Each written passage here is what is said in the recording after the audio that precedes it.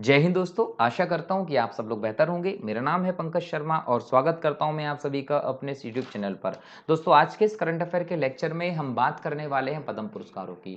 हाल ही में भारत के राष्ट्रपति जी ने राष्ट्रपति भवन में 2021 के लिए चुने गए सभी 119 लोगों को पद्म पुरस्कार दिए हैं और इन 119 लोगों में 7 को पद्म विभूषण, 10 को पद्म भूषण और 102 को पद्मश्री से नवाजा है। तो इस लेक्चर के माध्यम से दोस्तों हम जानने की कोशिश करेंगे कि ये पद्म पुरस्कार है क्या, ये क्यों प्रदान किए जाते हैं, इनका उद्देश्य क्या है, इनकी कितनी श्रेणियां हैं जिनमें ये पुरस्कार प्रदान किए जाते हैं, जिन लोगों को ये पुरस्कार दिए जाते हैं उनकी चयन प्रक्रिया का आधार क्या होता है। ठीक है, तो इन सब बातों के बारे में इस लेक्चर में डिस्कस करेंगे ताकि आने वाले एग्जाम में अगर वहां से कोई प्रश्न आता है तो आप उसको गलत ना करके आए। ठीक है, तो चलिए शुरू करते हैं इस लेक्चर को। दोस्तों, सबसे पहले बात करते हैं कि ये पुरस्कार कब प्रारंभ किए गए। तो इन पुरस्कारों का प्रारंभ किया गया था 1954 में।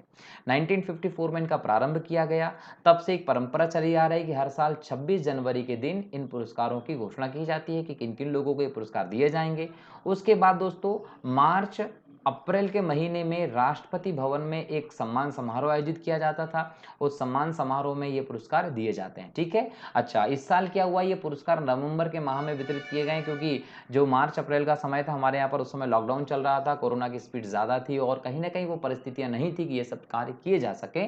इसलिए इस समय जब सामान्य परिस्थितियां दिखी तो ये पुरस्कार डिस्ट्रीब्यूट किए गए हैं। ठीक है, तो 1954 में ये जो पुरस्कार स्थापित किए गए दोस्तों, वो कई बार ऐसा भी समय आया कि ये पुरस्कार नहीं दिए गए।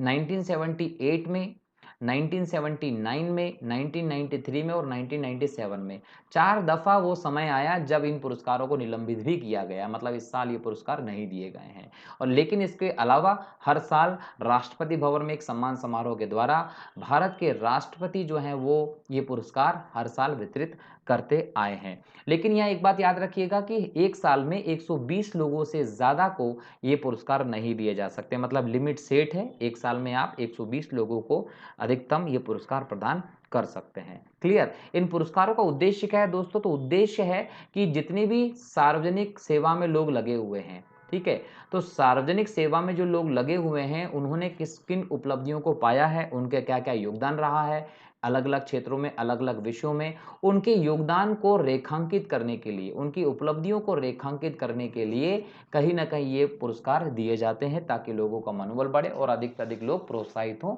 और बेहतर सामाजिक कार्य करने के लिए।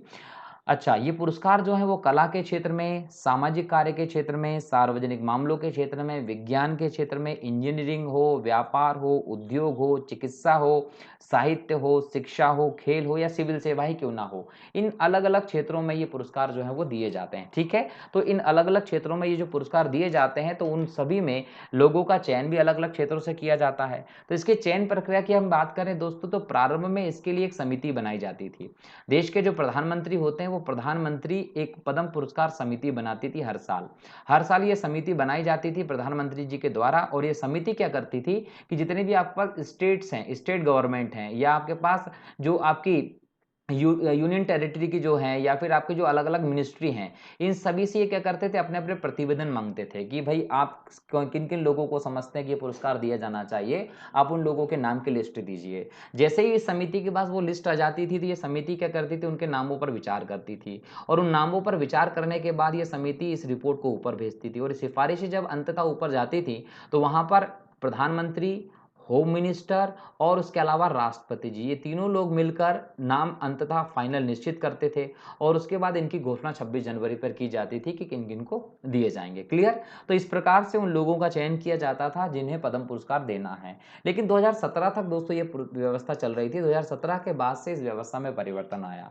आप देख रहे थे कि भाई पॉलिटिकली अलग अलग जगह पर कुछ एलिगेशंस या कहीं ना कहीं आरोप लगते आ रहे थे सरकारों को ऊपर कि भाई ये पद्म पुरस्कार जो है वो निष्पक्ष रूप से नहीं दिए जाते, इसमें पक्षपात होता है, अपने लोगों को बढ़ावा देने की बात होती है। इस प्रकार से इस पुरस्कार के क्षेत्र में पारदर्शिता लाना सरकार ने सोचा और इसी के लिए सरकार ने एक पोर्टल भी बनाया, एक वेब पोर्टल बनाया गया। अब व्यवस्था ये है कि व्यक्तिगत तौर पर जो मंत्रालय होते हैं, जो संघ सरकारें होती है, जो राज्य सरकारें होती हैं, अपने लोगों को पद्म पुरस्कार के नाम जो होते हैं इस पोर्टल के माध्यम से पहुंचा देती हैं। उन नामों को फाइनल किया जाता है और फाइनली उन नामों को ही में से ही किसी को चयन किया जाता है पुरस्कारों के लिए। मतलब मतलब आप डायरेक्ट आप पोर्टल के माध्यम से कर सकते हैं, है ना। अब ये समिति अमिति बनाने का टेंशन नहीं होता है, ताकि पारदर्शिता आ जाए। तो इस प्रकार से इस साल भी जिन लोगों को पद्म पुरस्कार दिए गए उनके नाम का सिलेक्शन किया गया था, और टोटल 119 लोगों के नाम का सिलेक्शन किया गया जिन्हें ये पुरस्कार दिए गए हैं। ठीक है।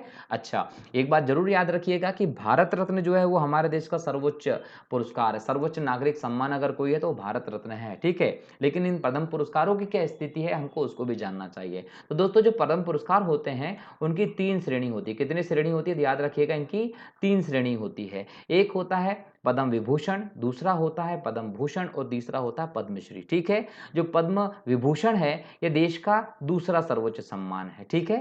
पहला कौन सा है, तो पहला है आपका है भारत रत्न, ये प्रथम हो गया, सर्वोच्च भारत का नागरिक सम्मान है। दूसरा होता है आपका पद्म विभूषण, और तीसरा नागरिक सम्मान जो है सर्वोच्च वो होता है पद्म भूषण, और चौथा होता है पद्मश्री। तो ये क्रम हो गया। तो आपसे अगर क्रम पूछा जाएगा तो क्रम याद रखिएगा, सबसे ऊपर होता है भारत रत्न, उसके बाद आता है पद्म विभूषण, उसके बाद आता है पद्म भूषण, और सबसे लास्ट में आता है पद्मश्री, चौथे नंबर का सर्वोच्च सम्मान है। ठीक है।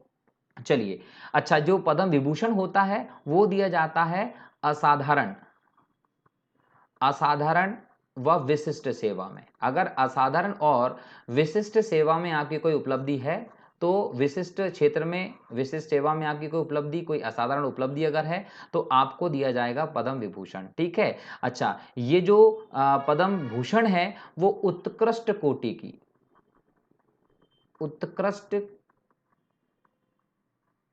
कोटि की विशिष्ट सेवा के लिए दिया जाएगा। ठीक है। ये इसका आधार है तय करने का। और यहाँ पर जो पद्म श्री है ये किसी भी मामले में, किसी भी क्षेत्र में विशिष्ट सेवा के लिए, किसी भी क्षेत्र में विशिष्ट सेवा के लिए ये पद्मश्री दिया जाता है। तो इन तीनों का आधार ये हो गया, किस किस आधार पर ये दिए जाते हैं। जब आप बात करते हैं तो इन तीनों पुरस्कारों में, तो तीनों में कांसे का बिल्ला दिया, जो बिल्ला होता है वो काहे का, कांसे का। यहाँ पर भी कांसे का बिल्ला, यहाँ पर भी कांसे का बिल्ला, और यहाँ पर भी कांसे का बिल्ला। लेकिन देखो, इन तीनों पुरस्कारों के जो मेडल हैं, इन मेडल में आपको थोड़ा सा अंतर दिखाई पड़ रहा है ना, अंतर इनकी डिजाइन में। इनकी डिजाइन में अगर हम अंतर की बात करें तो सबसे पहले हम बात करते हैं पद्म विभूषण की। पद्म विभूषण जो होता है इसके केंद्र में भी कमल है ना, और पद्म भूषण के केंद्र में भी कमल है, और पद्म श्री के केंद्र में भी कमल है, तीनों के केंद्र में कमल होता है। लेकिन कहीं ना कहीं जो पद्म विभूषण होता है इसके केंद्र में सफेद रंग के फूल की पत्ती होती है, और एक अशोक चिन्ह भी होता है पीछे साइड, मतलब इसके पीछे साइड पर आपको अशोक चिन्ह भी मिलेगा, और इसमें सफेद कलर की फूल की पत्ती भी दिखेंगी। लेकिन जो पद्म भूषण होता है इसमें केंद्र में केवल कमल होगा और आसपास पत्ती होती हैं, और पद्मश्री में केवल कमल ही होता है, इसमें पत्तियां नहीं होती। तो इसके पुरस्कारों के पहचानने के अलग अलग तरीके हैं जो इसमें दिए जाते हैं। ठीक है। तो ये पुरस्कार दिए जाते हैं हर साल, और कहीं ना कहीं इनको विशिष्ट सेवाएं भी मुहैया कराई जाती हैं इसके साथ साथ। तो ये पद्म पुरस्कारों की जानकारी थी जो मैंने आप लोगों को इस लेक्चर के माध्यम से बताया है। उम्मीद करता हूं कि आपको समझ में आ गया होगा। दोस्तों, अगला लेक्चर लेंगे विशेष तौर पर इन 7 लोगों के बारे में जिनको पद्म विभूषण दिया है, और इन 10 लोगों के बारे में जिनको पद्म भूषण दिया है, क्योंकि ये अलग अलग क्षेत्र के, जनजातीय क्षेत्र से आए हुए लोग हैं। इनके बारे में आपको पर्सनली जानना चाहिए कि किन किन लोगों को ये पुरस्कार दिए हैं। तो अगले लेक्चर में मैं उनसे संबंधित चीज़ों को डिस्कस करने वाला हूँ। तो देखते रहिए आप यूट्यूब चैनल को हमारे, और यदि आप वीडियो को पसंद कर रहे हैं तो शेयर करना, चैनल को सब्सक्राइब करना, वीडियो को लाइक करना मत भूलिएगा, ताकि आप ज़्यादा से ज़्यादा लोगों तक ये वीडियो पहुंचा सकें। ठीक है। बेल आइकन को क्लिक कर दीजिएगा ताकि सबसे पहले आप तक इस वीडियो का नोटिफिकेशन आए और आप इस वीडियो देख सकें। तो चलिए, मिलता हूँ अगले लेक्चर में एक और टॉपिक के साथ। तब तक के लिए बहुत बहुत शुक्रिया। जय हिंद, जय भारत, वंदे मातरम।